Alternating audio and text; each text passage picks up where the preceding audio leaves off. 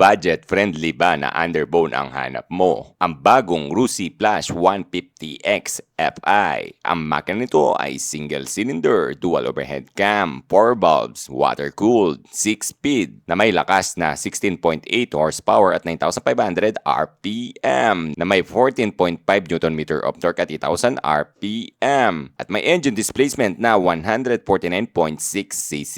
Euro 4 fuel injected na nga ito na may fuel consumption average na 52 kilometers per liter at may tank capacity na 5.3 liters. Analog plus LCD na din ang panel gauge nito na merong tachometer or RPM indicator at fuel gauge, speedometer at iba pa. Naka-disc brake na din ang preno mo sa harapan at likuran na magbibigay sa iyo ng magandang stopping power. Kung di ka rin pinagpala sa height ay pwede sa ito dahil meron lamang itong seat height na 770mm at timbang lamang na 118 kilograms. Equip na din ito ng USB power socket na pwede mong ma-charge ang smartphone mo kung ikaw ay magbabiyahe. Tubeless na din ang kanyang gulong, full LED lighting. Para sa full video nito ay nasa YouTube natin, search nyo lang ang Soy-T Motovlog, marami pang mga motor ang nandun. Hit nyo din ang follow button para lagi kayong updated sa mga ganitong video. Disclaimer lamang po, di po ako nag-work dito at gusto ko lang i-share sa inyo ang mga bagong motor. Ride safe! SRP 75,000.